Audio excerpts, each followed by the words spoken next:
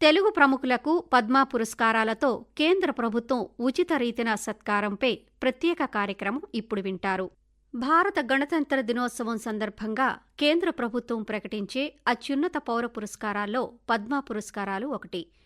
3 విభాగాల్లో కేంద్ర ప్రభుత్వం ఈ పురస్కారాలు ప్రదానం చేస్తుంది. అసాధారణమైన విశిష్ట సేవలకు పద్మ విభూషణ్, అత్యున్నత స్థాయి విశిష్ట సేవలకు పద్మభూషణ్, విశిష్ట సేవలు అందజేసినందుకు పద్మ పురస్కారాలను కేంద్ర ప్రభుత్వం అందజేస్తుంది. 76వ గణతంత్ర దినోత్సవం సందర్భంగా కేంద్ర ప్రభుత్వం దేశవ్యాప్తంగా 139 మందికి పద్మ పురస్కారాలను ప్రకటించడం విశేషం. కళలు, సామాజిక సేవ, ప్రజా సంబంధాలు, శాస్త్ర సాంకేతికం, వాణిజ్య పరిశ్రమలు, వైద్యం, సాహిత్యం, విద్య, క్రీడలు, సివిల్ సర్వీసు వంటి రంగాల నుంచి ఈ ఏడాది 7గురికి పద్మ విభూషణ్, 19 మందికి పద్మభూషణ్, 113 మందికి పద్మశ్రీ పురస్కారాలు ప్రకటించింది. ఇందులో తెలుగు రాష్ట్రాల నుంచి 7గురికి పురస్కారాలు లభించాయి. పద్మ పురస్కారాలు అందుకున్న వారిలో ఆంధ్రప్రదేశ్ రాష్ట్రం నుంచి 5గురు, తెలంగాణ రాష్ట్రం నుంచి 2 ఉన్నారు. వీరితో పాటు దేశవ్యాప్తంగా 30 మంది అసామాన్యులకు కూడా ఈ గౌరవం దక్కింది. హైదరాబాద్కు చెందిన జీర్ణకోశ వ్యాధుల నిపుణుడైన డాక్టర్ దువ్వూరు నాగేశ్వరరెడ్డికి దేశంలో 2వ అత్యున్నత పౌర పురస్కారం పద్మవిభూషణ్ వరించింది. కాగా ప్రముఖ సినీ నటుడు, శాసనసభ్యుడు నందమూరి బాలకృష్ణకు పద్మభూషణ్ లభించింది. ఇక ఆంధ్రప్రదేశ్ నుంచి ప్రముఖ అవధాన విద్వాంసుడు మాడుగుల నాగఫణి శర్మ, ప్రముఖ విద్యావేత్త, రచయిత కెఎల్ కృష్ణ, కళారంగానికి చెందిన మిరియాల అప్పారావుకు మరణానంతర పురస్కారం, విద్యారంగానికి చెందిన వాదిరాజు రాఘవేంద్రాచార్య పంచముఖులకు పద్మశ్రీ పురస్కారం లభించింది. తెలంగాణ రాష్ట్రానికి చెందిన మాదిగ రిజర్వేషన్ ఉద్యమకారుడు మంద కృష్ణమాదిగకు కూడా ఈ ఏడాది పద్మశ్రీ పురస్కారం దక్కింది. పద్మవిభూషణ్ పురస్కారం లభించిన డాక్టర్ నాగేశ్వరరెడ్డి ప్రపంచంలోనే జీర్ణకోశ వ్యాధుల చికిత్సలో అత్యంత నిపుణుడిగా పేరు పొందారు. ఈ రంగంలో 1000కి పైగా పరిశోధనా పత్రాలను సమర్పించారు. ఉత్తమ ఎండోస్కోపీ నిపుణులుగా పేరు తెచ్చుకున్నారు ఆయన.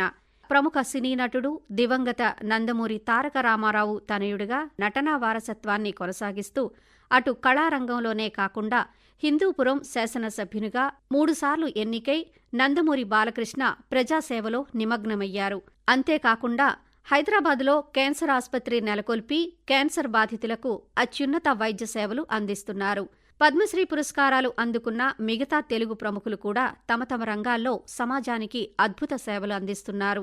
ప్రొఫెసర్ కొసరాజు లీలాకృష్ణ ప్రముఖ ఆర్థికవేత్తగా పేరు తెచ్చుకున్నారు. ఢిల్లీ స్కూల్ ఆఫ్ ఎకనామిక్స్లో విశిష్ట సేవలు అందిస్తున్న ఆయన కృష్ణా జిల్లా ఉంగుటూరు గ్రామంలో జన్మించారు. అనంతపురం జిల్లా కడవకల్లు గ్రామానికి చెందిన మాడుగుల నాగఫణి శర్మ ఆధ్యాత్మిక రంగంలో అవధానిగా పేరు ప్రఖ్యాతులు సంపాదించారు. పద్మశ్రీ పురస్కారం అందుకున్న కోనసీమ జిల్లా రావులపాలెం నివాసి మిరియాల అప్పారావు బుర్రకథ కళాకారుడు. ఈ నెలలోనే కనుమ పండుగ రోజున మరణించిన ఆయనకు కేంద్ర ప్రభుత్వం మరణానంతర పురస్కారం ప్రకటించింది. మిరియాల అప్పారావు ఆకాశవాణి, దూరదర్శన్లో కూడా బుర్రకథ ప్రదర్శనలు నిర్వహించారు. ఆంధ్రప్రదేశ్కు చెందిన మరొక పద్మశ్రీ పురస్కార గ్రహీత వాదిరాజు రాఘవేంద్రాచార్య పంచముఖి సంస్కృత భాషాభివృద్ధికి విశిష్ట సేవలు అందించారు. ప్రస్తుతం మంత్రాలయం సంస్కృత విశ్వవిద్యాలయం ఛాన్సలర్గా వ్యవహరిస్తున్నారు.